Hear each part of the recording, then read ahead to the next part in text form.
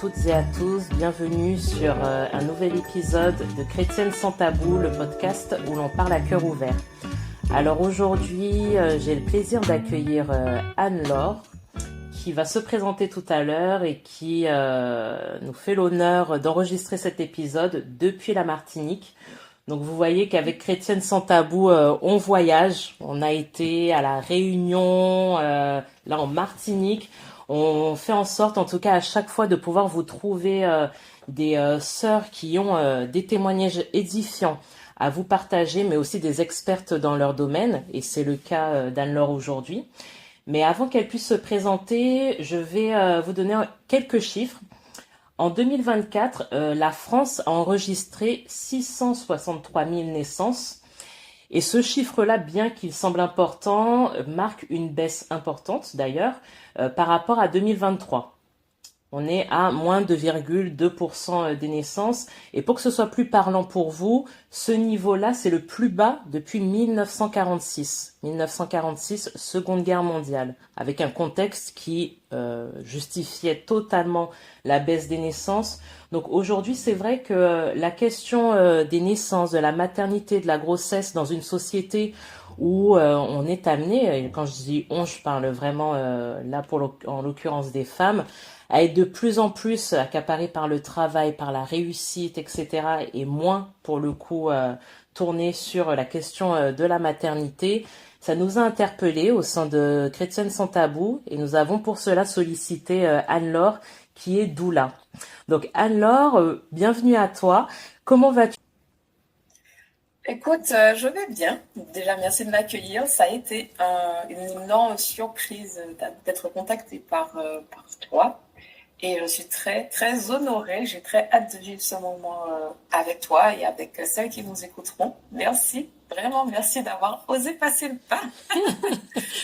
Merci à toi, vraiment. Alors c'est vrai que Anne-Laure, moi quand je t'ai contactée, j'ai vu donc sur ta page Instagram doula chrétienne. Doula, j'avais une vague idée de ce que c'était. Je me suis dit tiens, doula chrétienne, mais en fait, qu'est-ce que c'est? Qu'est-ce que tu fais? Qu'est-ce que je fais? Mhm. Mais en tant que doula, j'accompagne les femmes. J'ai une présence toute particulière auprès des femmes. Aujourd'hui, dans le contexte moderne et occidental qu'on connaît, je suis particulièrement sollicitée auprès des femmes qui veulent avoir un accouchement naturel et sans intervention médicale, sans péridurale, sans analgésique, etc. Et au départ, la doula, c'est un peu plus large que ça. Mais aujourd'hui, c'est comme ça un peu qu'on nous connaît. Surtout, c'est celle qui va aider, qui va être présente pour apporter un soutien logistique, certes, mais surtout émotionnel, pour que la maman puisse vivre l'accouchement qu'elle veut, et en l'occurrence sans péridurale. De manière générale, c'est ça. Mais ça va un peu plus loin et je crois qu'on en parlera un peu plus en détail. Exactement, ok. Et du coup, est-ce que tu peux déjà nous expliquer quel est le sens, la racine de ce mot doula? Alors, la racine du mot doula, ça vient du terme doulos, du grec doulo, qui veut dire serviteur. D'accord? Et c'est un terme qui n'est pas inconnu dans la Bible. Quand on voit Paul qui se présente comme étant esclave de Jésus-Christ dans Romains, par exemple, pour le premier chapitre de Romains, je suis esclave de Jésus-Christ. Le mot esclave veut dire, est traduit, le mot initial est Mhm. doulo. Donc voilà, au départ, la doula, c'est une esclave, une servante, et une femme qui se met au service d'une autre femme pour sa période périnatale. Et donc, elle va être là. C'est souvent une maman, donc une femme qui a déjà une expérience de la maternité, qui va se mettre au service d'une mère, d'une future mère, et qui va être là pour sa grossesse, pendant l'accouchement, mais également après, donc durant son postpartum. Et voilà, c'était un service volontaire. Tout comme Paul, il dit je suis serviteur, je suis esclave de Jésus-Christ, il est esclave volontaire. Eh bien, pareil, la doula, elle est une servante volontaire. Donc, j'ai déjà eu certaines personnes afrodescendantes qui me refusaient de se faire appeler doula, justement à cause de la connotation d'esclave, à cause de notre histoire, d'esclaves noirs, l'esclavage noir. Donc, mais le terme en soi, c'est la servitude dont on parle dans le terme doulo n'est pas la même servitude, n'est pas l'esclavage comme la traite négrière a été. Oui, bien sûr. Voilà. Ok. Donc, ce que je comprends, en fait, la doula, c'est une femme avec une expérience, justement, dans la maternité, qui va mettre cette expérience-là, en fait, au service d'une autre femme qui en a potentiellement moins, ou en tout cas qui a envie d'être entourée dans ce moment particulier. Totalement, totalement. Donc finalement, quand on prend cette définition-là, on pourrait dire que tout le monde peut aspirer à être, toute personne, toute maman peut aspirer à être doula.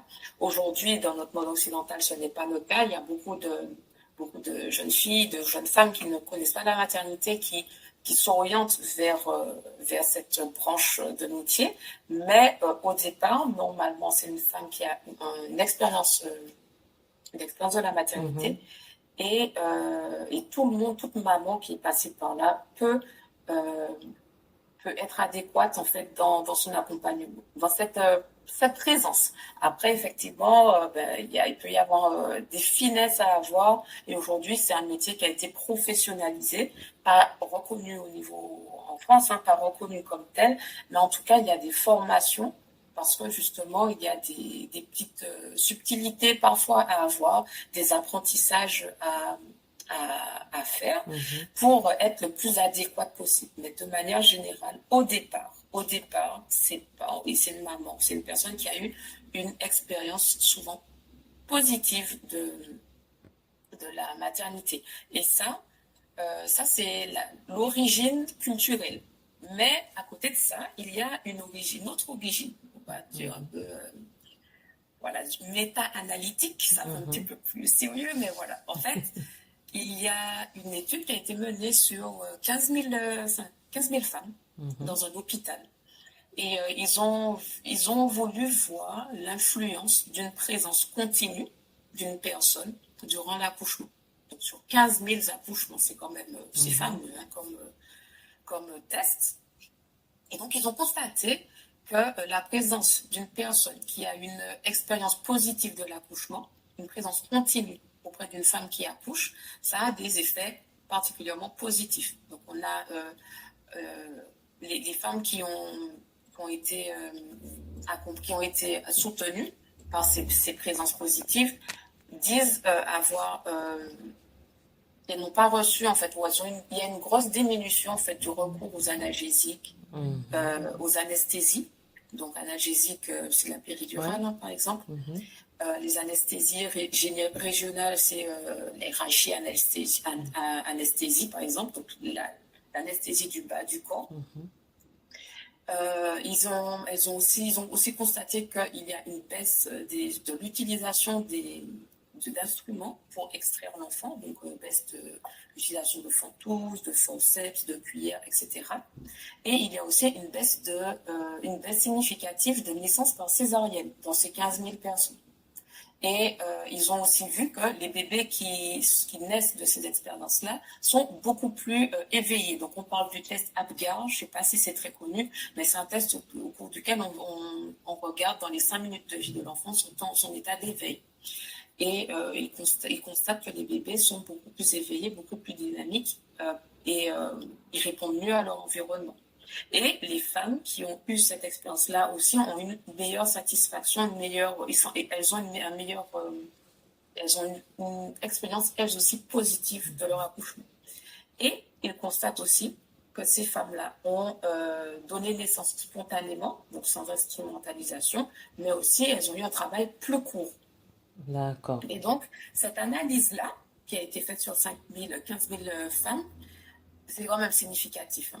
Il faut pas se mentir, c'est énorme. Si vous voulez les chiffres, je peux vous les donner aussi. En termes de pourcentage. Alors, je les retrouve tout de suite. Je ne les avais pas. Les chiffres, on parlait d'une diminution de césarienne, mais c'est 50% du taux de césarienne. C'est énorme, c'est pas rien. Ouais, c'est énorme. 60% moins de recours à la péridurale. 25% de moins de durée d'accouchement, Mhm. 40% en moins d'utilisation du recours aux forceps, aux cuillères, Ok. etc. 40% en moins d'utilisation d'ocytocine de synthèse. Donc, l'ocytocine est souvent injectée pour amplifier Déclenché, ouais. l'intensité des contractions. Mhm. Et tu as aussi 30% d'analgésiques utilisés. Donc, c'est les autres moyens que la médecine propose pour la gestion de la douleur. Mhm. Donc, c'est pas rien. Et quand ils ont constaté tout ça, ils se sont dit, mais c'est Mhm. formidable. Mhm. Mhm. Mais quel nom donner à cette personne-là, en fait, qui n'a pas d'expérience médicale, qui a juste son expérience positive de son accouchement. Et c'est là qu'ils ont fait le parallèle avec ce qui existait déjà en Grèce, les doulas. Et c'est comme ça que le terme doula est préexistant en Grèce, c'est associé à une analyse, une méta-analyse, une expérience scientifique, et que maintenant on connaît le terme doula comme on le connaît en Occident, Ok. en France. Voilà. Ok, d'accord. Et du coup, c'est vrai que je me demande comment tu t'es orienté vers cette profession-là, parce que c'est quand même assez particulier. Alors, tout le monde connaît la sage-femme, on sait voilà que c'est très encadré médicalement, enfin avec les études, etc. On voit très bien à quoi ça correspond. Les doulas, moi, je sais qu'on en voit quand même de plus en plus des personnes. Enfin, on a l'impression que c'est un métier qui explose en tout cas. Mais voilà, comment tu t'es orienté vers cette profession? Alors, vraiment, c'est le Seigneur qui a été très patient envers moi. Parce que avant d'être doula, d'être mère, je travaillais en tant qu'ergothérapeute avec l'autre extrême de la vie, les Mhm. personnes âgées.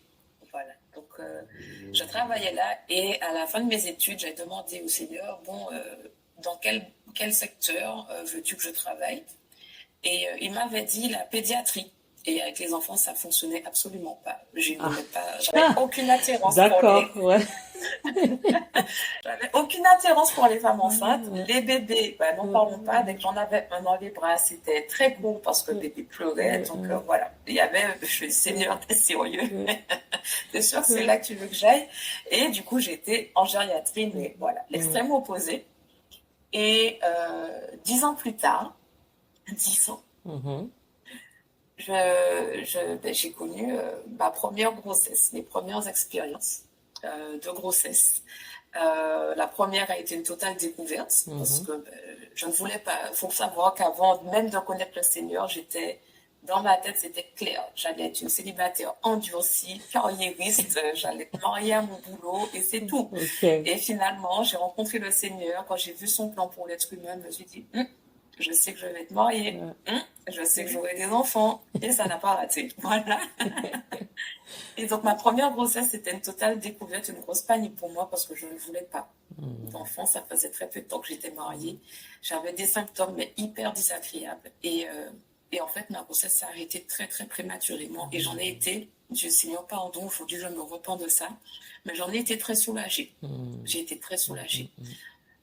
J'ai eu une deuxième grossesse dans les 2-3 mois qui ont suivi. Et c'était surprenant, mais puis je l'ai quand même bien accepté. J'ai fait, ok Seigneur, je sais que c'est ton plan, là c'est bon, je l'accepte et tout.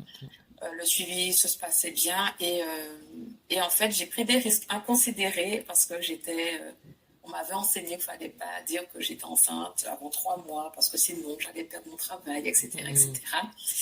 Et je venais de trouver mon travail et en fait j'ai perdu cet enfant le lendemain d'un examen qui me disait que tout allait bien. Et je ne l'ai pas bien vécu du tout, je l'ai très mal vécu.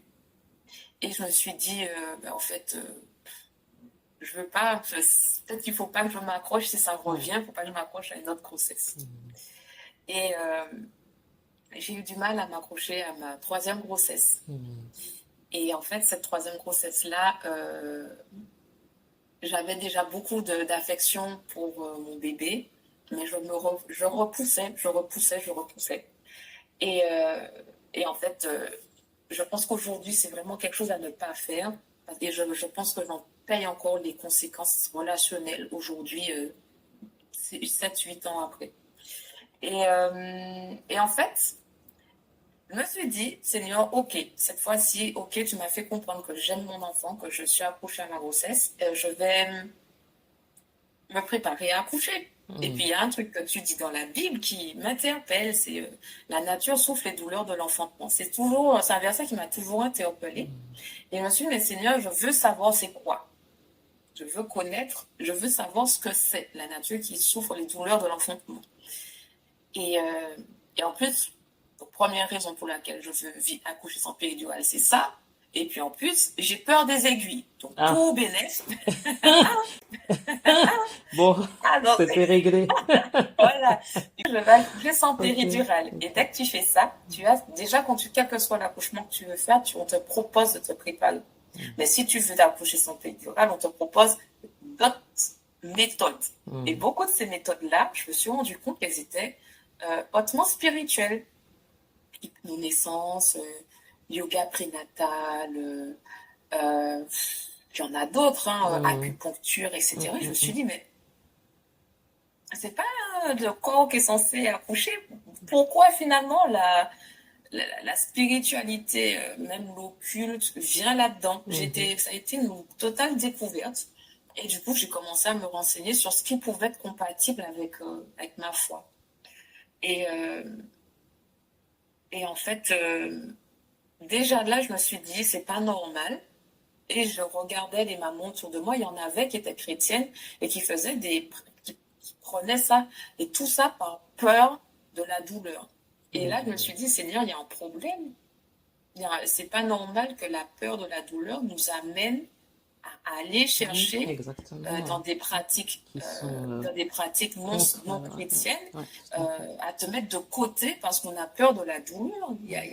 C'est toi qui dis qu'on va accoucher dans la douleur, mais c'est auprès de pratiques païennes, dans le paganisme, qu'on va chercher une solution pour gérer ça. Et en fait, dès là, je commence à me renseigner. Et ça a été le déclic, en fait, le début de mon cheminement pour mettre en garde les mamans. Donc, quand je dis je suis doula, je dis franchement, je suis doula chrétienne parce que je veux montrer aux mamans que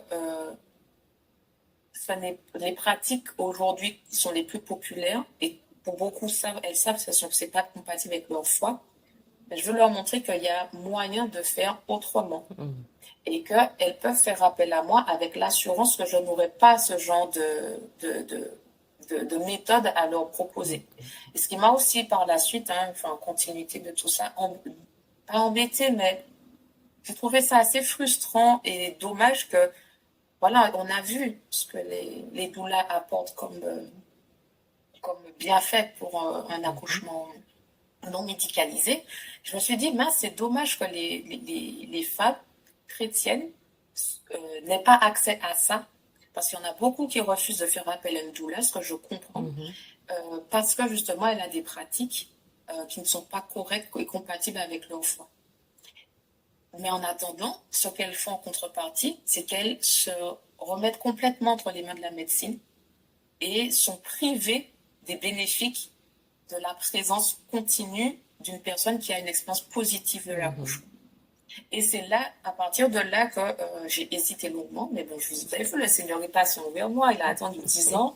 Il a attendu plus de 6 mois pour que j'ose dire que je suis doula chrétienne. Et depuis ça, mais il y a tellement de choses qui se sont ouvertes à moi.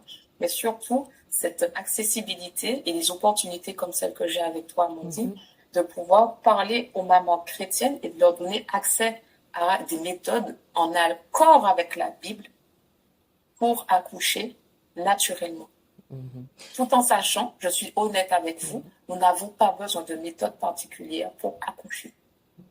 Mais parfois, nous en avons besoin. Ça nous rassure, d'avoir des méthodes pour ça. Mais voilà.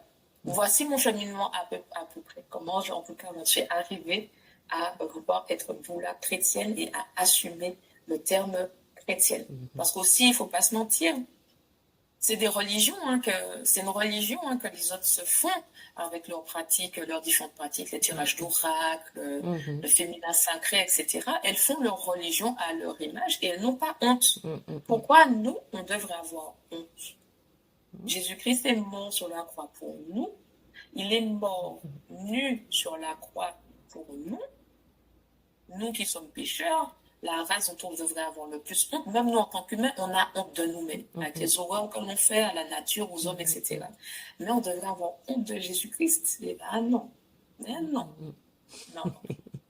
Donc voilà mon cheminement en tout cas aujourd'hui. Et du coup, c'est vrai que tu nous as bien expliqué que la doula, à la base, parle de son expérience. Aujourd'hui, donc là, tu as commencé à nous dire donc, que tu as eu une grossesse. Voilà, est-ce que tu peux nous dire un peu, tu as combien d'enfants, voilà. Aussi, comment se sont passées tes grossesses, puisque en tant que doula, donc on a compris donc qu'il y a eu donc deux grossesses qui n'ont pas abouti. La troisième, je crois comprendre qu'elle a abouti. Oui. Il me semble qu'il y en a d'autres, mais bon, je te laisse nous dévoiler ça. Alors effectivement, il y en a d'autres. Ouais. Donc j'ai effectivement fait 2 arrêts prématurés de grossesse. Donc je n'aime pas dire fausse couche, parce que mes bébés, aussi courtement qu'ils existaient en moi, ils ont existé. Donc il n'y a rien de faux pour moi. Et Dieu dit bien, avant que tu n'étais conçu, je t'avais déjà établi au fait des nations, etc. Et Dieu ne faisant exception de personne, ça ne concerne pas que Jérémie, ça concerne tous les bébés qui sont passés par un utérus. D'accord? Ils ne sont pas tous prophètes, c'est vrai, mais ils ont une valeur aux yeux de Dieu. Alors pourquoi ne devrait-il pas en avoir à nos yeux, nous qui les avons portés?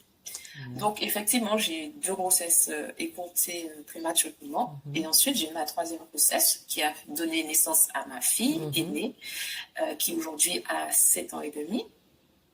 Et j'ai eu ensuite une 4e grossesse qui a donné naissance à un petit garçon qui aujourd'hui a 4 ans et demi. Et dernièrement, j'ai accouché aussi. Donc je suis en plein postpartum à l'heure où je vous parle. J'ai eu une 5e grossesse qui a donné un 3e bébé, une petite fille qui a 6 mois. Ben non, bientôt 7 mois. Dans une semaine, elle aura 7 mois. Et mes accouchements se sont passés comment? Alors pour ma première, très long. Très long, mais j'en demandais pas. Je voulais savoir c'est quoi les douleurs de l'enfantement. La Bible. Tu as bien connu alors du coup là. Pendant pratiquement une journée, mon accouchement a duré 23 heures. Mais sans péridurale. Mais ce n'était pas un accouchement physiologique. Attention, il faut quand même faire la différence. Est-ce que tu peux nous expliquer d'ailleurs la différence rapidement? Je vais t'expliquer. Mon 2e accouchement a été beaucoup plus rapide. Il a aussi été sans péridurale. J'ai accouché en 5 heures à l'hôpital pour mes 2 premiers. Et la dernière, elle est née à la maison, sans assistance médicale. Après un suivi de grossesse totalement minimaliste avec une seule échographie, un texte aussi prêté. Mais voilà, donc la différence entre accouchement physiologique et accouchement sans péri. En fait, un accouchement peut être sans péridurale et ne pas être physiologique. Par contre, un accouchement physiologique sera d'office sans péridurale. En fait, la nuance entre les deux, c'est que durant l'accouchement physiologique, c'est vraiment une expression d'un ensemble de réflexes. Un ensemble de réflexes qui est conditionné par qui est le résultat en fait d'une harmonie hormonale de plusieurs hormones qui vont fonctionner en symbiose et qui ne vont pas être perturbées. Et finalement, cet accouchement va être physiologique parce qu'on ne va pas intervenir avec des analgésiques, avec des objets, et on va permettre au corps de se mettre dans les positions qu'il veut pour pouvoir donner naissance. Et donc aussi la poussée, donc quand bébé va naître, les poussées ne seront pas dirigées, ne seront pas conscientes, elles vont être réflexes. Donc vraiment la physiologie, c'est lorsqu'on laisse le corps faire ce pourquoi il a été fait. Parce que même dans la Bible, la première chose que Dieu dit à l'homme et la femme, c'est croissez, multiplier, procréer, etc. L'accouchement fait partie de ce processus-là. Et la physiologie, c'est vraiment laisser le corps faire ce pourquoi il a été créé. Et ça, c'est sans interférence extérieure. Voilà, la physiologie, c'est comme ça que je le diffère. D'accord, très bien, c'est clair. Mais on peut accoucher, par exemple, un exemple concret, on veut souvent mettre les femmes sur le dos au moment de la poussée pour accoucher, ou bien attendre qu'elle soit à 10 cm pour lui dire, bon madame, c'est bon, on y va maintenant pousser. Ça, c'est généralement comme ça que ça se passe. Et si on agit de manière physiologique, ben, parfois, c'est pas parce qu'on est à 10 centimètres qu'on va pousser, parce que le corps ne va pas avoir le réflexe de pousser. Ou bien tu auras envie de te mettre à genoux ou à quatre pattes ou sur le côté pour accoucher, mais tu n'auras pas quelqu'un qui va venir derrière toi te dire mettez-vous comme ça, mettez-vous comme ci, faites ci, etc. Si la physiologie arrive, en fait, tu peux accoucher complètement seul et sans que quelqu'un vienne te dire quoi que ce soit. Ok, d'accord. Ok, merci pour ces explications. Et du coup, c'est vrai que ça m'amène à te poser une autre question. On voit que ben, quand on est enceinte, on peut nous proposer justement l'accouchement physiologique, mais qu'est-ce qui va différer? Justement, tout à l'heure, toi, tu parlais de ton dernier accouchement qui n'a pas, enfin, tu disais une seule échographie. Alors déjà, je me suis dit, comment c'est possible? Voilà. L'accouchement à la maison, moi j'ai pu entendre des témoignages justement en préparant cet épisode et même d'autres personnes disaient ben accoucher à la maison, ça peut être aussi perçu comme dangereux. Enfin moi j'ai bien une situation en tête où la sœur me disait ben que avec son mari ils ont été interpellés par les services de protection de l'enfance parce que accoucher à la maison sans par exemple, la présence d'une sage-femme, on imagine beaucoup de choses. Est-ce que voilà je sais pas c'est une secte et l'enfant va grandir? Non mais tu rigoles mais c'est ça. Il y a beaucoup de craintes là-dessus. J'ai vu des témoignages sur YouTube hein, de familles qui disaient mais non nous on se bat aussi pour faire reconnaître le fait que l'accouchement à la maison avec l'assistance médicale le plus réduit possible, des fois voire sans, c'est totalement possible. Donc voilà, qu'est-ce qui diffère justement entre ce mode d'accouchement comme celui que tu as vécu et l'accouchement physiologique qu'on peut proposer à l'hôpital, par exemple dans la baignoire, enfin voilà. Alors, tu as dit beaucoup de choses. Oui, c'est vrai, parce que j'ai En donné fait, des exemples. Mais est-ce que je réduis la question? non, c'est bon. Je Ok. pense que je cible un peu et si ce n'est pas assez précis, Ouais, n'hésite je pas à me reprécise, relancer. pas de souci. Alors, en fait, il faut savoir une chose, c'est que rien, rien, rien n'est obligatoire durant la grossesse. Donc, les échographies, les tests, euh, le test du diabète Hmm. gestationnel, les prises de sang, le suivi, les rendez-vous, et rien, vraiment, il faut se mettre ça en tête, rien n'est obligatoire. Et c'est pas comme ça que ça nous est présenté. T'as l'impression que dès que Effectivement. enfin que tu apprends que tu es enceinte, tu entres dans un circuit avec, bah, de toute façon, on reçoit hein, ce petit calendrier là de l'assurance maladie, dire voilà tel rendez-vous, et que t'as presque l'impression que si tu manques un rendez-vous, bah, en fait, s'il peut se passer quelque chose pour ton bébé, enfin, bon, Alors, c'est, enfin, alors c'est, c'est tout l'enjeu hein, ouais. de l'accouchement physiologique, même de l'accouchement de manière générale, et même de notre société. Hein, c'est que on fonctionne avec la peur. On fonctionne avec la peur. On veut te faire peur. Que voilà, qu'avant les femmes mouraient en couche, etc., etc. Or aujourd'hui, on le voit, on le sait. Les femmes, c'est pas l'accouchement qui faisait que certaines femmes pouvaient mourir en couche. Il y a deux raisons principales, une question d'hygiène et le placenta prévia qui est lorsque le placenta se place devant l'issue. Et si effectivement le placenta est décollé avant l'enfant et comme si par là que l'enfant respire, ben, s'il y a un décollement à ce niveau-là, ben, effectivement, au moment de l'accouchement, ben, effectivement, ça fait une hémorragie au niveau de la mère, l'hémorragie tue et enfin peut tuer, pardon. Et le bébé ben, n'a plus d'apport en oxygène et finalement voilà l'issue est tragique. C'est les deux raisons qui faisaient qu'à l'époque on mourait en couche, mais aujourd'hui en fait c'est plus le cas parce qu'effectivement il y a beaucoup de suivi.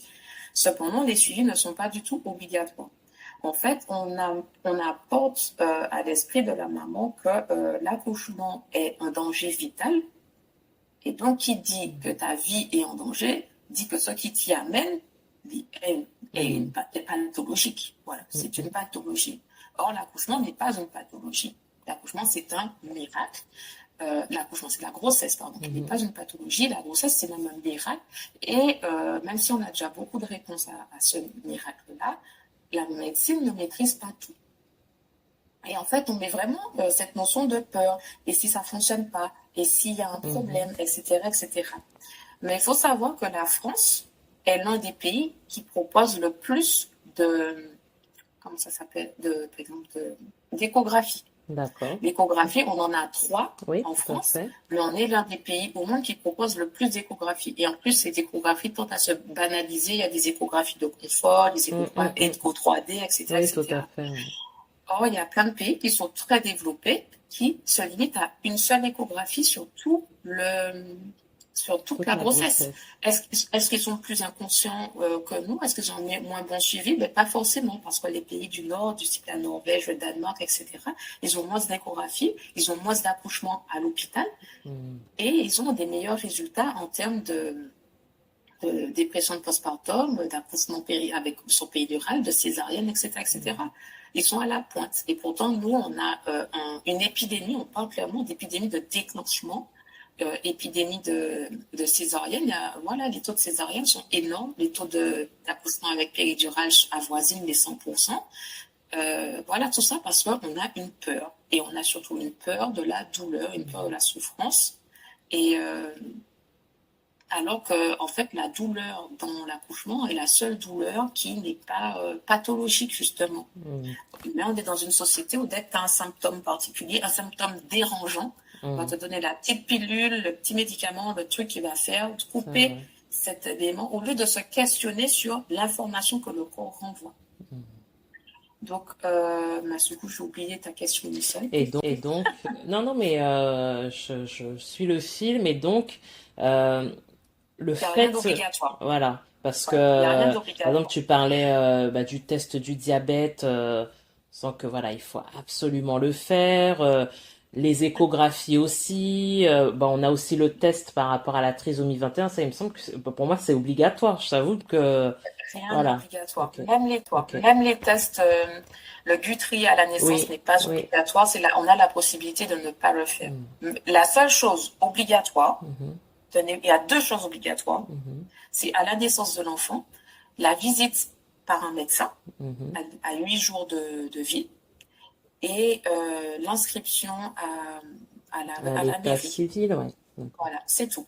Il y a rien, à côté de ça, il n'y a rien d'obligatoire.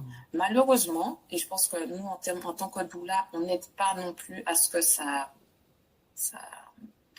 on n'aide pas beaucoup à ce que ça soit mieux vu. Et il y a eu des dérives de la part de certaines doulas, notamment parce il y a des doulas qui sont anti-médecine complètement. Il y a des doulas qui ont des pratiques qui peuvent paraître dangereuses, qui peuvent pour certaines être dangereuses. Et du coup, il y a une levée de bouclier, une vigilance particulière qui est levée par rapport à ça. Et on parle de limite, pour certaines doulas, de dérives sectaires. Ça peut aller jusque-là. C'est vrai. Mais ça, malheureusement, dans tout, il y a des dérives. Dans la médecine également, il y a des dérives. On peut pas, voilà, on peut pas lutter contre tout. Mais en fait, on est dans un environnement où on a besoin de contrôle sur tout.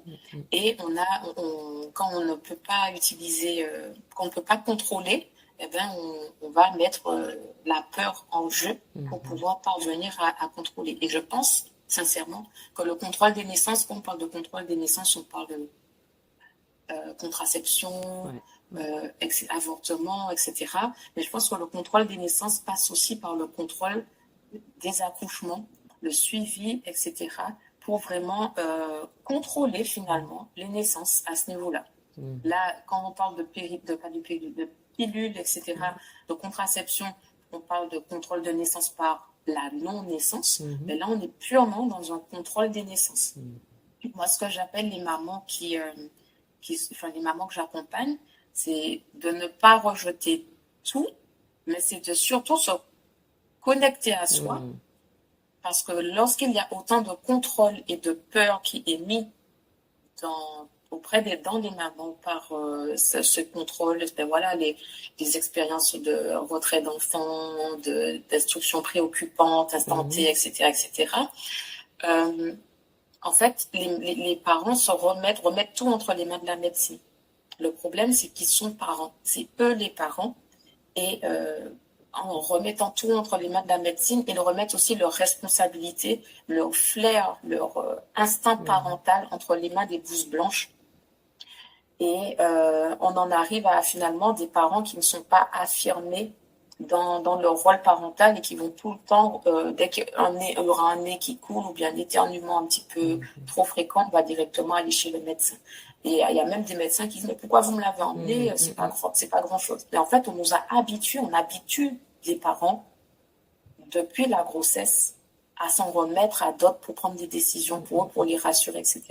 Et moi, j'apprends aux parents à se reconnecter à eux et à se reconnecter aussi à Dieu par rapport à leur parentalité. Parce que si Dieu a fait en sorte que cet enfant naisse, c'est pour qu'il soit sous notre responsabilité et pour qu'on en prenne soin. C'est pas au docteur de la rue voisine de prendre soin de notre enfant. C'est pas à la sage-femme non plus de le faire. Elle va être là pour nous aider, mais les blouses blanches qui se respectent diront toujours aux parents, je connais des symptômes, etc., etc., mais vous connaissez votre enfant. C'est vous qui connaissez votre enfant mieux que personne. Et il faut réussir, en fait, à un peu danse. C'est une danse un petit peu difficile, mais s'écouter, faire connaissance avec son enfant, se connaître et connaître son enfant, écouter son instinct parental que Dieu renforce par son Esprit Saint et parvenir parfois à s'affirmer face aux blouses blanches qui ne connaissent pas notre enfant, mais qui ont certaines connaissances. Donc, c'est pas simple, mais voilà, on est dans un monde d'hyper-contrôle et le pays de pasteur, hein, que veux-tu? Oui, mais il faut arriver à trouver cet équilibre, finalement. Mais c'est vrai que je trouve ça important aussi voilà, d'arriver à avoir de l'assurance, finalement, dans ce rôle que l'on est amené à occuper, rôle qui n'est pas simple, hein, comme tu l'as dit. Donc, je pense que oui, effectivement, c'est rassurant de savoir qu'on peut s'en mettre à des personnes qui ont fait des études, en tout cas, dire qu'ils se basent sur quelque chose peut-être de tangible. Effectivement, je pense que ça rassure beaucoup, mais je comprends aussi, voilà, que dans ton rôle, l'idée c'est aussi de dire, par exemple, il y a peut-être des choses que, enfin, sachez que, en fait, vous êtes ceux qui connaissent aussi. Vous n'êtes pas que des personnes ignorantes, voilà, qui s'en remettent comme ça corps et âme aux solutions proposées, mais vous aussi, vous avez, en tout cas, le Seigneur vous dote d'une sagesse, d'une compréhension aussi de ce qui se passe, d'une connaissance qui est précieuse. Mais du coup, quand tu disais aussi là tout à l'heure que ce n'est pas obligatoire, moi j'ai un souvenir, alors c'est pas moi qui témoigne, mais voilà, j'ai accouché l'année dernière et je ne voulais pas faire ce test du diabète. J'ai reporté, bon, jusqu'à un moment où il commence à voir dans mon dossier que je n'avais pas fait ce test, il m'a dit, voilà, vous êtes en retard, il faut le faire. Alors, la grossesse étant déjà une période de vulnérabilité émotionnelle, on est à fleur de peau, etc. Je me suis dit, mince, en fait, moi, je n'ai pas voulu le faire parce que j'avais pas envie de le faire, ce truc dégueulasse à boire, là, j'avais pas envie de faire ça.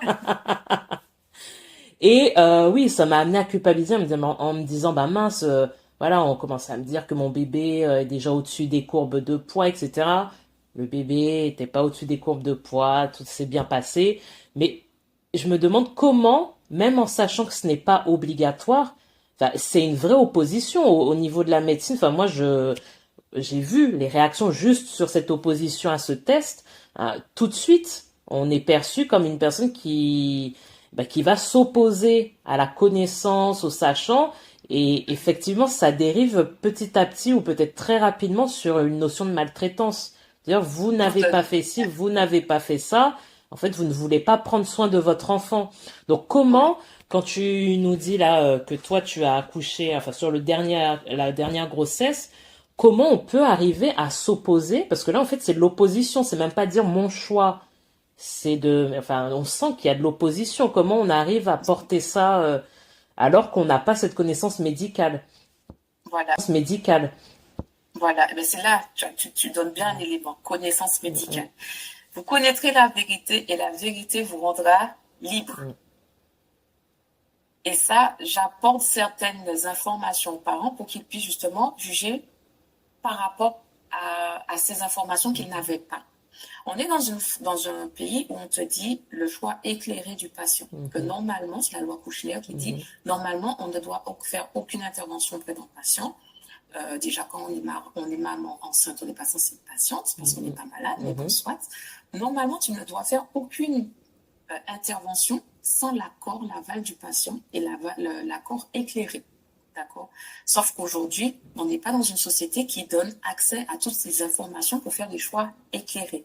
Il y a des choix, des informations qui sont cachées, parfois qui ne sont pas connues des médecins eux-mêmes, parce que manque de temps, manque de formation, manque de mise à jour, etc., qui font qu'on va s'en remettre à eux simplement et on va croire qu'on a le choix, parce qu'ils nous auraient donné toutes les informations pour prendre une décision. Or, malheureusement, aujourd'hui, en tout cas en France, c'est pas le cas. C'est pas le cas. Et ce qui peut être... il faut connaître ses droits, en fait. C'est surtout ça. Nul n'est censé ignorer la loi de son pays. En France, c'est comme ça. Et il faut connaître les lois, se renseigner et ne pas avoir peur, ne pas forcément aller en mode rebelle, tête dure, non, je ne veux pas entrer en confrontation, mais oser dire, écoutez, voilà, je ne suis pas à l'aise avec ce test-là, je me suis renseignée et dans d'autres pays qui sont tout aussi, sinon plus évolués, qui sont reconnus comme étant modèles sur tel suivi, ben voici leurs dernières recommandations. Je me suis renseignée, certaines études montrent que, etc., etc. Mais sachez qu'aujourd'hui, ils ne peuvent vous forcer à rien. Ils peuvent certes vous faire peur, mais ne peuvent vous forcer à rien du tout. Et au risque de faire des envieuses, j'ai eu 5 grossesses, j'ai eu 3 enfants, je n'ai fait qu'une seule fois le test de glycémie à jeun. Je n'ai fait ce test-là qu'une seule fois.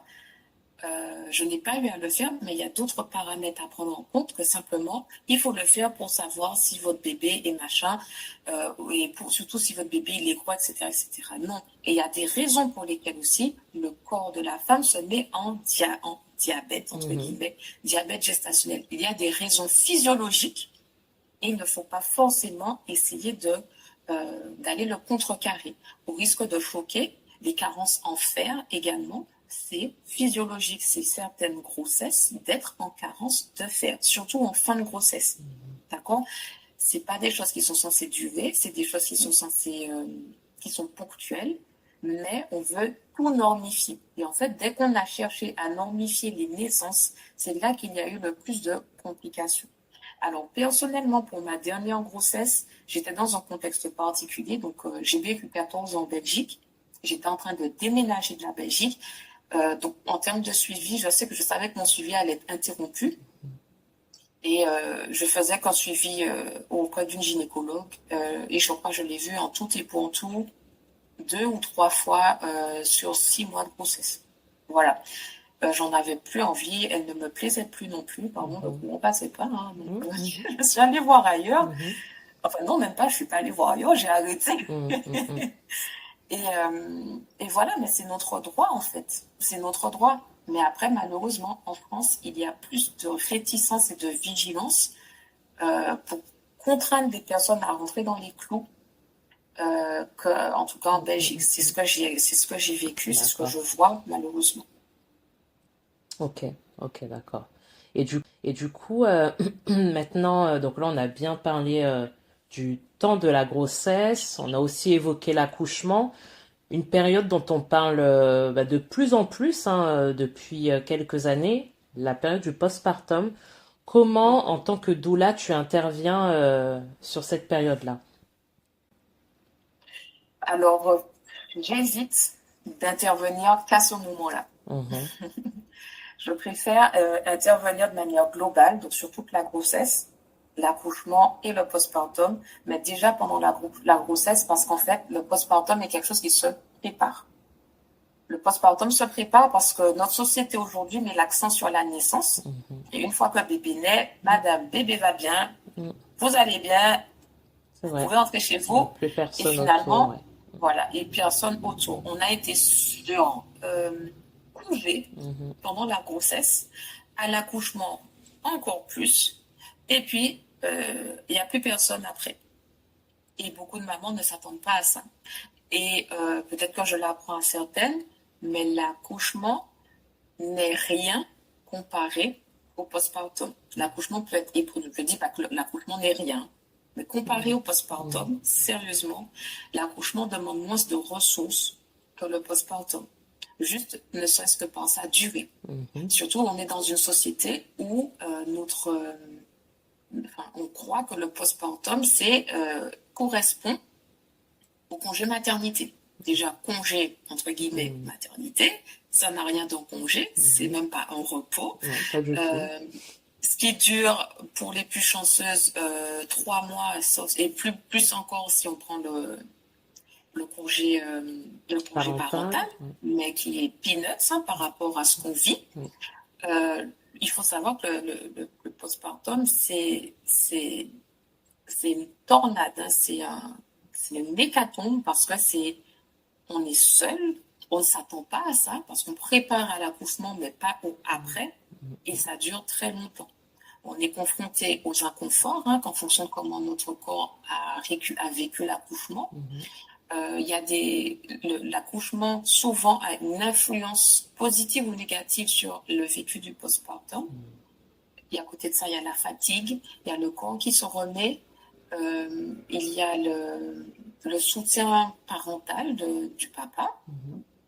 Il n'est pas toujours non plus au courant, qu'il ne comprend pas ce qui se passe parce qu'il ne l'a pas vécu, il a assisté et encore parfois pas. Voilà, le postpartum, en fait, c'est vraiment un tremblement de terre, c'est un séisme, c'est tout un équilibre qu'il faut retrouver, en fait. Et le postpartum se prépare parce que la société ne prépare pas et la société ne soutient pas ça. Donc moi, ce que je fais, c'est d'abord avertir les parents, leur présenter les grandes lignes de ce que peut être le postpartum et les accompagner dans la mise en place de certains, comment dire, la préparation logistique, mais également émotionnelle, pour qu'ils soient le moins épuisés possible et pour qu'ils puissent tenir sur la durée. Et voilà comment j'interviens. Souvent, je les accompagne pour faire leur liste de naissance, et moi, je l'appelle liste de naissance 2.0, parce que la layette, comment ça s'appelle? Faire une layette, on sait faire. Connaître au niveau des objets et tout ça, logistique, on sait ce que c'est. Mais il y a des choses auxquelles on ne pense pas, qui peuvent être simples. Par exemple, les conditions de visite. Réfléchir aux conditions de visite, ça peut justement permettre d'éviter certaines choses trop éprouvantes, comme des visites à des gens qui ne conviennent pas, des personnes qui viennent s'installer pour être servies alors que maman n'est pas en état de faire ça. Voilà, c'est vraiment réfléchir ensemble par rapport à une réalité un peu standardisée, encore malheureusement, mais voilà, pour qu'ils puissent réfléchir à ce qui va leur convenir et se préparer. Et aussi, du coup, je les accompagne aussi après pour les soutenir s'ils ont besoin d'ajustement. Pour leur donner un sas où ils puissent réfléchir pour ajuster, etc. Et aussi leur parler, s'ils ont fait le choix, ce que j'encourage vivement, le choix de l'allaitement, mais qu'est-ce qu'ils peuvent mettre en place pour que l'allaitement puisse être une belle expérience pour eux, pour bébé, et que ça ne soit pas prématurément écourté pour XY difficultés qui pourraient être rencontrées. Ok. Alors du coup, c'est vrai que là, tu as déjà embrayé sur l'allaitement.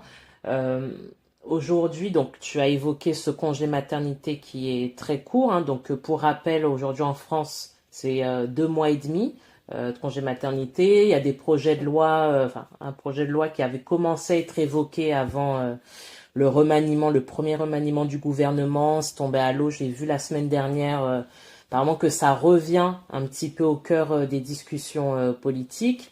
Toi, de ton expérience, Anne-Laure, au bout de 2 mois et demi, donc ce congé maternité, voilà, quel est ton avis sur cette durée-là? Est-ce que la mère te semble prête? Enfin, je dis la mère, mais parce que là, on évoque les mères, mais ça peut être aussi les parents, au bout de 2 mois et demi, voilà. Qu'en est-il? Tu parlais, alors, première question. Deuxième question, tu disais, voilà, tout à l'heure, tu as donné ton exemple que tu étais encore en postpartum quasiment 7 mois après l'accouchement. Est-ce que tu peux nous donner aussi, en lien avec la première question, voilà, une durée moyenne, combien de temps dure le postpartum en fait? Le postpartum en fait. Alors, le postpartum, c'est pas une durée. Ouais, Pour moi, c'est pas du d'accord. tout une durée, mais les chiffres varient. Mhm. Alors, ta première question, tu me disais, que penser de Oui, ces 2 mois et demi? c'est ça. C'est de la blague. Franchement, pour moi, c'est symbolique. Franchement, c'est symbolique. C'est symbolique parce que à 2 mois et demi, en fait, on découvre encore son bébé.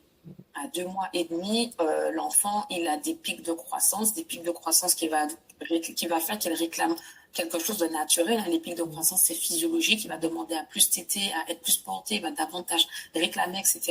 Et à 2 mois et demi, on te dit, ben, peu importe, tu le déposes et tu vas travailler. Chez certaines mères, qui souvent les mamans qui sont seules et qui ont besoin de souffler, qui n'ont pas de répit, mais ça peut être une bouffée d'air frais parce qu'elles vont retrouver leur travail et donc pouvoir se retrouver et avoir une pause. Mais la majorité trouve que c'est trop court et a raison parce que en fait elles découvrent leur enfant. Et là, c'est vraiment limite pondre ton enfant et puis tu le déposes. Et beaucoup de mères le vivent très mal. Et ça fait aussi l'enfant être privé des anticorps, d'être beaucoup plus des anticorps donnés par l'allaitement, d'être beaucoup plus vulnérable. Et je me demande si cette blessure d'abandon dont on parle, est-ce que ça ne revient pas à ça? Est-ce que c'est pas favorisé, causé par cette normalité de déposer, de se séparer de son enfant aussitôt? En tout cas, la mère, physiologiquement, ça ne la fait pas récupérer mieux parce qu'on lui donne des desiderata qui ne sont pas physiologiques, auxquels elle ne va pas toujours adhérer, et ça va lui engendrer une fatigue importante. Que ce soit une fatigue physique, que ce soit une fatigue émotionnelle. Donc, franchement, c'est la blague. Quand tu sais qu'au Canada, par exemple, au Canada, c'est combien? C'est 1 an de congé maternité minimum, avec ton salaire qui est maintenu à 80%. Il y a des pays dans l'Union européenne, c'est 1 an et demi. Pourquoi la France se réduit à 2 mois et demi? Enfin voilà, moi c'est vraiment c'est symbolique et c'est insultant. Et juste à cause de ça, tu parlais des chiffres des naissances qui diminuent particulièrement. Mais comment on a envie enfin, c'est courageux de voir un enfant dans ces conditions-là. Il y en a plein qui décident de ne pas en avoir, pour ne pas avoir à vivre cette déchirure. Et ta deuxième question, rappelle-la moi. La durée du postpartum. Est-ce qu'on peut aujourd'hui dire, tu m'as dit il n'y a pas de durée, mais donc en fait le postpartum, voilà, on sait quand est-ce que ça commence à peu près, mais ça se termine quand? Alors, pour moi, il n'y a pas de chiffre idéal, il n'y a pas de chiffre standard, mais on regarde une moyenne. Il faut, en moyenne, si je me souviens bien, entre 6 mois à 1 an pour que non, ne serait-ce que 6 mois, ça c'est 6 mois pour la cicatrisation du placenta, enfin de la paroi de l'utérus où était implanté le placenta. On parle de 6 mois. Donc ça fait déjà facilement 2 fois le congé, entre guillemets, maternité. On parle d'un allaitement qu'on encourage, d'après l'OMS, on encourage un minimum 2 ans de l'enfant, avec un 6 mois exclusif. 6 mois exclusifs où l'enfant ne boirait que le lait maternel. Comment est-ce possible et qu'est-ce que l'État met vraiment en place pour que ça puisse se faire? On parle des enfants qui font leur nuit. Généralement, aux 2 ans, ça arrive. La majorité des enfants font les nuits, mais il y en a beaucoup qui ne le font pas, des nuits complètes, comme le parent. Donc, ça veut dire que de 6 mois et demi, de 2 mois et demi jusqu'à 2 ans, il faut que tu accueilles à ton travail une femme qui ne fait pas de nuit complète et tu veux qu'elle soit autant productive que si elle n'avait pas d'enfant. On parle d'un allaitement, on te dit en moyenne, en tout cas les anthropologues, ils ont trouvé que le bébé était allaité jusqu'à des enfants, on pense, jusqu'à 6 ans. Donc, si tu veux allaiter jusque-là, voilà, est-ce qu'on peut dire que le postpartum s'arrête quand l'allaitement se termine? Est-ce qu'on dit que le postpartum s'arrête quand le corps a cicatrisé? Il faut aussi 5 ans pour que la maman puisse retrouver son identité de femme. Mhm. Est-ce qu'on prend cette période-là pour dire que, OK, le postpartum est fini? Tu vois, on ne peut pas vraiment décider. Ok. Mais quand on regarde, ne serait-ce que de ces faits-là, on se rend compte que vraiment 2 mois et demi, c'est C'est très... ridicule. C'est c'est- insultant même. Pour moi, c'est insultant. Mhm. Ok, d'accord. Merci beaucoup pour ton éclairage là-dessus, Anne-Laure. J'aimerais quand même qu'on puisse aborder peut-être rapidement l'allaitement. Il faut savoir que cet épisode, on le diffuse dans le cadre de la semaine nationale de l'allaitement qui a lieu du 13 au 19 octobre 2025. Et cette semaine de l'allaitement, elle a chaque année un thème. Là, le thème, c'est priorité à l'allaitement.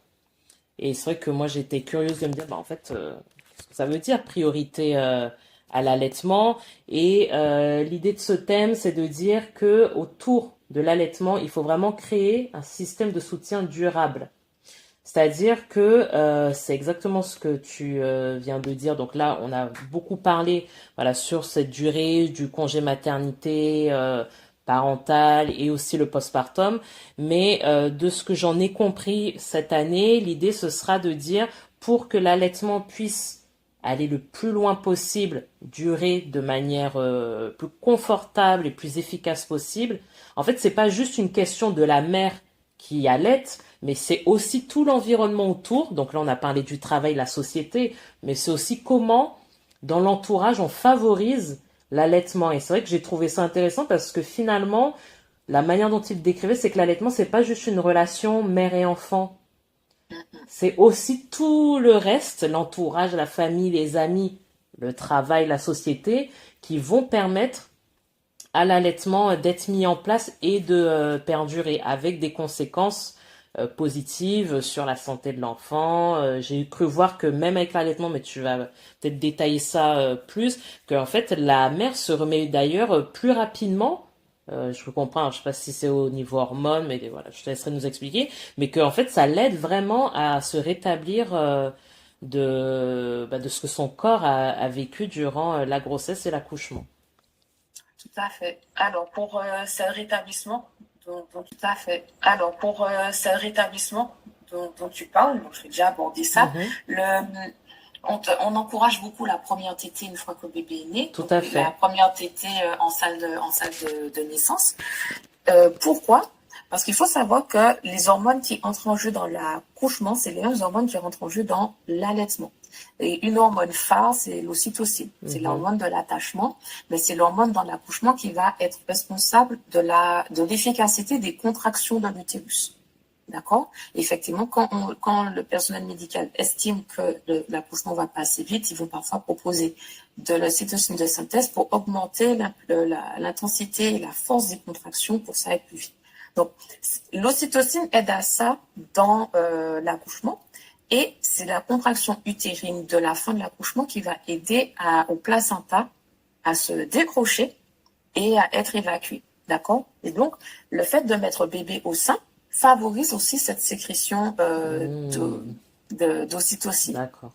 Parce que l'ocytocine, dans l'allaitement, est responsable de l'éjection du lait. Donc, quand bébé naît, souvent, on veut le mettre rapidement au sein. Ce n'est pas toujours nécessaire. Mais bon, je l'explique dans mes accompagnements pourquoi. Mais on met en tout cas bébé au sein pour que le fait qu'il tète, ça puisse continuer à soutenir les contractions utérines pour que le placenta puisse sortir.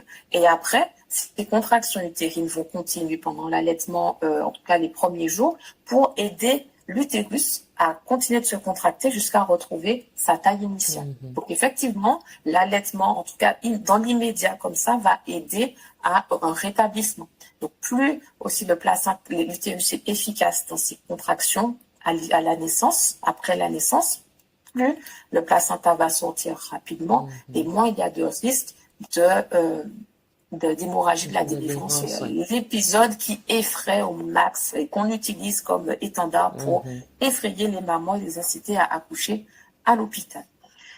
Effectivement, l'allaitement, il a été constaté, et ça a été mesuré, j'ai pas les chiffres exactement, mais que les femmes qui allaitent dorment beaucoup mieux que les femmes qui n'allaitent pas.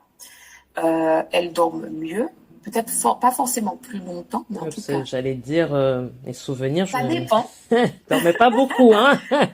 Mais en fait, là où l'allaitement va être un vrai cadeau, vraiment un cadeau, pour moi c'est un cadeau, une facilité, c'est que les femmes qui allaitent euh, tombent plus facilement et plus rapidement dans le sommeil profond qui est le sommeil réparateur.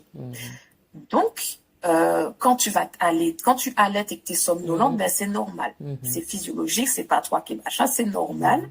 Et du coup, on va mieux récupérer et on va être moins fatigué. Par contre, quand tu vas... donc ça, c'est un jeu hormonal qui favorise ça. Mais quand tu vas plus allaiter, il faudra...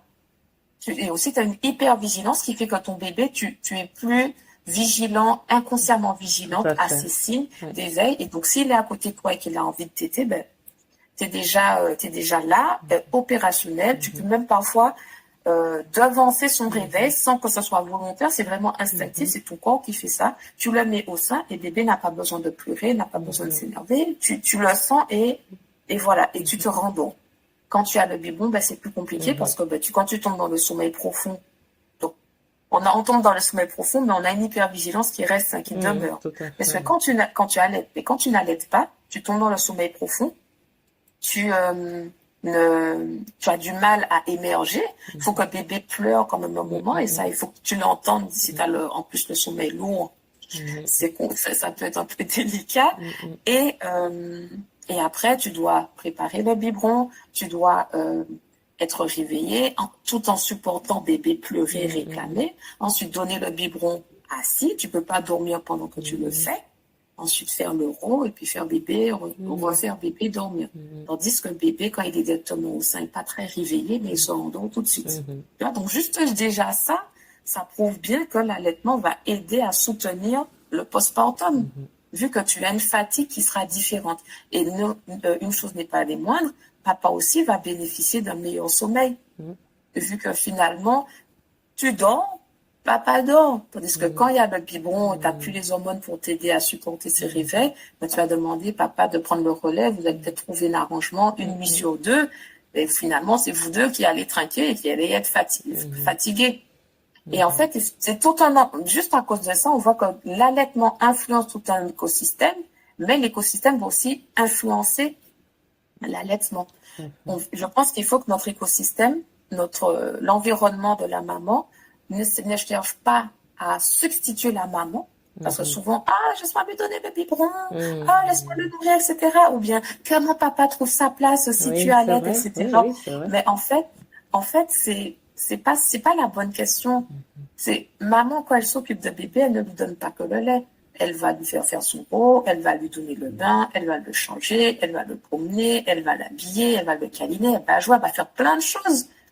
Pourquoi c'est pas ce genre d'activité qui est recherché de pratiquer avec l'enfant? Pourquoi d'office, papa, il faudrait qu'il donne le biberon pour se faire sa place? Non, il y a plein de choses qu'il peut faire. Je pense qu'il faut vraiment que l'environnement de la maman lui permette de se décharger de plein d'activités pour qu'elle puisse être efficace dans l'activité auquel le Seigneur l'a appelée après la naissance, à savoir nourrir son enfant. Ok, très bien. Là, c'est vrai que tu vois, on en a bien parlé au début, hein, tu sais, quand tu expliquais dans ce contexte où on veut avoir du confort, c'est une réalité hein, dans nos sociétés où ressentir la douleur, l'effort, enfin, tout devient compliqué. Aujourd'hui, c'est vrai que moi, j'aimerais bien aussi que tu puisses nous dire, ou peut-être un, deux versets, je ne sais pas, peut-être que tu as en tête, pour qu'on puisse aussi comprendre la portée spirituelle qu'il y a dans l'allaitement, parce qu'on sait que dans la Bible, il y a plusieurs passages où, il y a des comparaisons, où, Dieu, explique comment il prend soin de son peuple, de ses enfants, comme une mère qui allaite son enfant. J'aimerais qu'on rentre justement maintenant en profondeur dans cette notion-là parce que loin de nous l'idée dans cet épisode de dire il faut faire ci, il faut faire ça. Justement, au contraire, hein, tu l'expliques bien alors, là tu donnes des possibles, tu ouvres le champ des possibles en disant attention, regardez, on nous apprend qu'il y a cette voie-là très médicalisée, etc. Mais en fait, finalement, on peut avoir le choix. Finalement, on peut être rempli d'assurance, même si voilà, on ne connaît pas tout, mais voilà, tu nous donnes vraiment le champ des possibles. Donc, au niveau de la parole, voilà, comment tu peux aussi, enfin, comment tu l'utilises, comme tu nous as précisé que tu étais doula chrétienne, pour parler, par exemple, de l'allaitement. Alors, je te dis ça tout de suite. Mhm. Juste, il faudra que j'y aille bientôt. Il n'y a pas de problème. Là, justement, on arrive à la fin. C'est pour ça que je te demande ça et après, Ok. on arrête. Alors, donc effectivement, Dieu, il parle de ça dans la Bible. Et moi, j'aime beaucoup quand il en parle dans le psaume 22. Mhm. Le psaume 22, voilà, il y a un endroit aux alentours du verset 9. Je vais vous expliquer un petit peu parce que c'est fascinant. Donc, on est dans quel contexte? On a David qui crie au Seigneur. Il crie au Seigneur, mon Dieu, pourquoi m'as-tu abandonné? Tu t'éloignes de moi sans me secourir, etc. Vraiment, il est abandonné, il se sent vulnérable, il se sent fatigué, il ne comprend pas le silence de Dieu, et puis il se souvient. Il se souvient que ses ancêtres, donc ce qu'il fait, le fait d'appeler Dieu, de se remettre à lui, ben, il se souvient que c'est ce que ses ancêtres faisaient. Et que Dieu leur répondait, en fait. Et là, il est dans la même situation et il comprend pas et que Dieu ne lui répond pas. Et il sous-entend qu'il fait comme ses ancêtres, mais qu'il n'y a pas les mêmes résultats.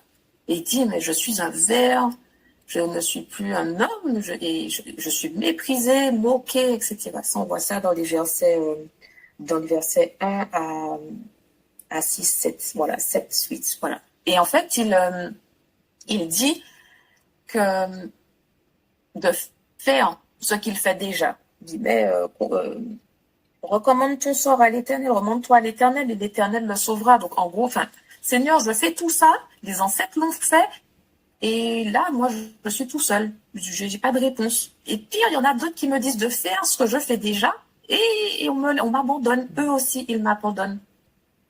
C'est un gros paradoxe, en fait. Et au verset 10, c'est comme si David, un sursaut de lucidité, et puis il se raisonne et puis il dit, alors qu'il n'était qu'un bébé, il se souvient de comment Dieu a pris soin de lui. Alors qu'il ne pouvait, tu vois, qu'il ne pouvait pas consciemment faire ce que ses ancêtres faisaient, se recommander à Dieu. Un bébé, il fait pas tout ça. Il est juste là, il subit tout. Et il se dit, il se souvient, voilà, là, il se souvient juste, quand j'étais bébé, et je faisais pas tout ça.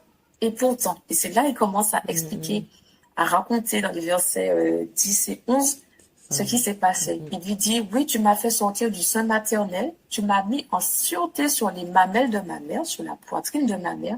Dès le sein maternel, j'ai été sous ta garde. Dès le ventre de ma mère, tu as été mon Dieu. Autrement dit, dans l'expérience de sa vie la plus vulnérable, hein, le bébé, c'est la vulnérabilité même. Ouais. Extrême, ouais. Voilà, extrême. Ouais. Il se souvient que Dieu a pris soin de lui. Et donc, on voit l'enfant qui sort d'un environnement qu'il connaissait, qui a été sécure. Donc, un environnement connu pendant 9 mois en sécurité. Et puis, subitement, il se retrouve dans un monde, après avoir passé par un petit canal, il se retrouve dans le monde aérien. C'est déjà une épreuve.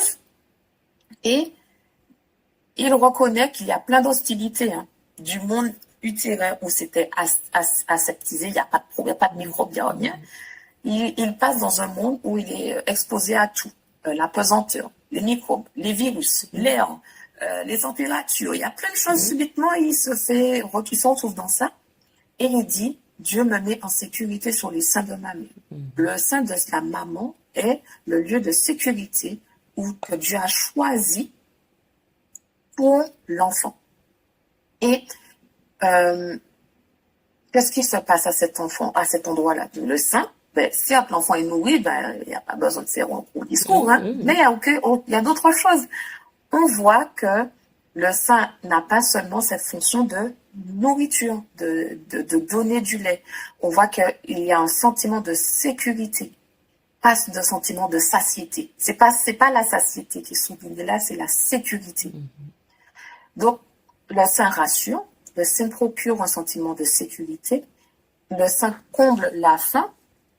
C'est vrai, mais le fait qu'il comble la faim montre qu'il préserve aussi au-delà de l'amour. Parce que quand on ne mange pas, souvent on associe le fait de ne pas manger au fait de mourir. Mais là, c'est vraiment le sein maternel éloigne de la notion de mort et il rappelle aussi au bébé d'où il vient.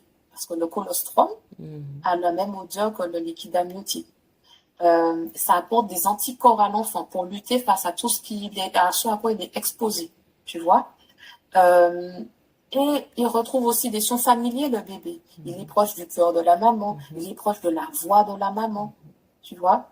Et il va... Donc, juste une parenthèse, moi, ça me rappelle la violence que peut être la GPA, où justement on prive l'enfant de ne serait-ce que le rythme cardiaque de sa maman, sa voix, tout ça, il l'a plus vu qu'il va aller dans des environnements qui ne vont pas du tout. Parenthèse fermée. Donc tu vois, et à cette distance, il découvre le regard de sa maman. C'est la seule distance qu'il peut, à cette distance-là qu'il voit. Donc tout ça, ça le met en sécurité au final, parce que ça le met aussi en relation avec la personne objet de sa sécurité. Et David dit bien que c'est pas la maman qui le met sur lui, il dit bien que c'est l'œuvre de Dieu. C'est Dieu qui met l'enfant là. Et priver en fait un enfant de ça, sans rentrer dans des problématiques, voilà, c'est un problème et qu'il faut soigner l'enfant pour le sauver ou autre, que sais-je. Mais en fait, on voit bien qu'il y a un début d'expérience spirituelle pour l'enfant, ne serait-ce que de par cette expérience qu'il vit là. D'accord? Et en fait, notre environnement, conscient de ça, devrait préserver, permettre que ça se passe et préserver cela, tu vois. Et David dit bien que c'est Dieu qui l'a fait. Le saint répond à une œuvre divine. Et le début d'expérience spirituelle de l'enfant, et l'enfant, il n'a rien fait pour ça. Donc, David se souvient qu'en se confiant en Dieu, il constate qu'il n'y a pas de réponse, mais il se souvient que sans même se confier en Dieu, Dieu prenait déjà soin de lui. Amen, donc, Seigneur, donc, il te dit après, ne t'éloigne pas de moi quand la détresse est proche. Ne t'éloigne pas de moi quand la détresse est proche. Verset 12, quand personne ne vient à mon secours. Dieu l'a fait une première fois. Je me souviens que tu l'as fait sans que je ne sois conscient de qui tu étais.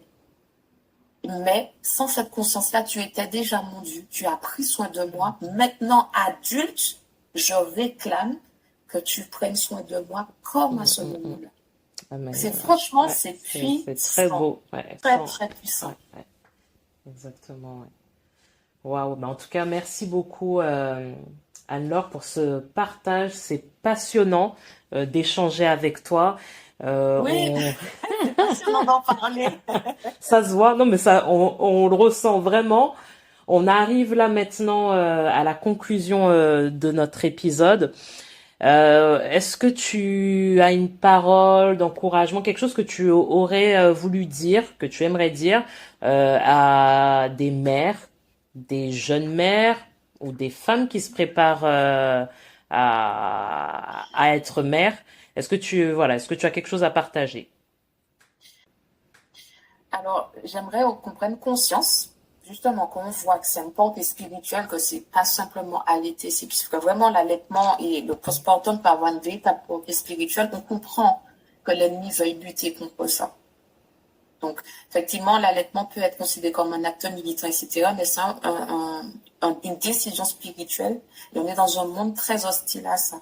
Donc, quelle que soit notre décision, réfléchissons à cet aspect-là, et maman, je vous encourage vraiment, vraiment, vraiment à avoir confiance en vous, avoir confiance en l'œuvre de Dieu en vous et à rechercher justement la présence de Dieu, la finesse, le discernement spirituel que Dieu vous donne en tant que maman qu'il veut mettre à votre disposition. Il utilise les hormones, il utilise le changement neuronal pour vous rendre apte à tout ça. Mais ayez confiance. Cherchez le Seigneur plus que tout ce que les médecins pourraient vous dire dans cette période-là. Parce que Dieu fait des miracles. À l'époque, elles avaient moins de moyens et elles accouchaient. Dans toute la Bible, elles recherchaient pourtant l'accouchement, elles recherchaient la maternité, les femmes de la Bible. Il n'y a que 2 accouchements dans la Bible qui sont relatés comme étant 2 ou 3. Je ne sais, j'ai plus le chiffre exact. Ouais. Mais en tout cas, il y en a 2 ou 3 où on dit que l'accouchement a été éprouvant. Il n'y en a pas plus. Et pourtant, Dieu, il y en a plein. Des histoires de naissance dans la Bible. Il y en a plein d'enfants qui sont nés. Donc, elle n'a pas plus de moyens que nous. Qu'est-ce qui fait qu'aujourd'hui, on dépose notre connaissance, notre confiance en Dieu à côté de nous pour la remettre entre les mains des blouses blanches. Je ne dis pas ça pour mettre de côté la médecine, je dis ça simplement pour qu'on puisse avoir du discernement. Vraiment, priez Dieu pour le discernement et ayez confiance en l'œuvre du Seigneur dans vos vies, dans vos corps. Parce que la sagesse de Dieu dépasse la sagesse médicale. Amen. Alors, comme d'habitude, on termine l'épisode avec 3 conseils aux églises parce qu'il ne faut pas oublier que Chrétienne sans tabou, le but, c'est vraiment, oui, d'édifier les femmes, mais c'est aussi d'édifier l'église. Est-ce que, Anne-Laure, tu peux conclure sur ces 3 conseils que tu donnerais aux églises? Alors déjà, je pense qu'il faut vraiment soutenir les mères pour qu'elles puissent avoir confiance en elles. Vraiment les soutenir là-dedans et reconnaître que Dieu a une œuvre spéciale pour les mamans. On est les mamans des disciples de la fin des temps. Hein. Donc, je pense qu'il faut vraiment parvenir à avoir un cadre où elles peuvent s'exprimer et où elles peuvent aussi être écoutées. Ça. Qu'elles puissent ensuite avoir un cadre pour être soutenues, encouragées, vraiment soutenues, encouragées, motivées, vraiment dans leur rôle parental. Et troisième chose, c'est de prier avec les mamans et pour les mamans. Parce qu'on n'en parle pas, mais quand on est en postpartum, c'est un postpartum spirituel. Notre vie de prière et de foi change tellement. Et beaucoup d'entre nous, on tombe en disette spirituelle parce qu'on n'étudie pas autant qu'on voudrait, on n'a plus les mêmes habitudes, on ne peut pas autant écouter ou entendre de messages. Et je pense qu'il faut parvenir à prier avec les mamans pour leur apporter ce qu'elles auront finalement du mal à avoir. Un message, un soutien spirituel, des temps de prière de qualité, pas forcément long, mais voilà, du concret à ce niveau-là. Anne-Laure, est-ce que tu pourrais nous donner quand même avant qu'on se quitte, le nom de ton entreprise, comment on peut te contacter si on souhaite solliciter tes services? Alors, on peut me contacter via ma page Instagram qui s'appelle Yanoa Doula, donc Y-A-N-O-A-H, Doula. Donc, c'est la douce combinaison des prénoms de mes 2 enfants par qui Dieu m'a amené dans cet environnement qu'est la maternité. Donc, Yanoa Doula. Et est-ce que je donne mon numéro de téléphone? Si tu le souhaites, sans problème, et on l'affichera aussi. Alors, je suis maintenant en Martinique, donc mon numéro de téléphone auquel je réponds, c'est le plus 596 696 85 81 77. 85 81 77. Parfait. Merci beaucoup, Anne-Laure. Si des personnes te contactent depuis la métropole, attention, décalage horaire quand même. Ne soyez pas surpris. Voilà. Je ne décroche pas. Bon, on remettra toutes ces infos. En tout cas, Valeur, sur Instagram, vous êtes sûr que vous aurez une réponse dans les délais. Et vraiment, n'hésitez pas. Et j'accompagne à distance et en présentiel, évidemment, mais aussi à distance. Donc, ne vous privez pas. Ah, une autre chose, petit coucou. Je sais que beaucoup préfèrent le présentiel et je suis en création d'un collectif de doula chrétienne. Donc, bientôt, les infos, sortiront. Bon, parfait. En tout cas, nous, on va suivre tout ça de près. On va vous mettre toutes les infos. Merci encore d'avoir écouté ce nouvel épisode. On vous bénit dans le nom de Jésus-Christ et on vous souhaite vraiment de demeurer dans le Seigneur. Voyez vraiment comment le Seigneur prend soin de nous. C'est merveilleux, c'est une grâce. Donc vraiment, je vous dis à bientôt. À bientôt et merci encore. Tu es atteinte d'endométriose. Tu as été victime de viol ou d'une agression sexuelle. Tu fais face à la stérilité Si tu es concerné, sache que ton témoignage peut édifier et encourager. Et même si tu n'es pas concerné, mais que tu souhaites nous partager ton témoignage, écris-nous par mail à l'adresse suivante contact@abigail-project.org ou directement sur la page Instagram de notre association Abigail Project. À bientôt!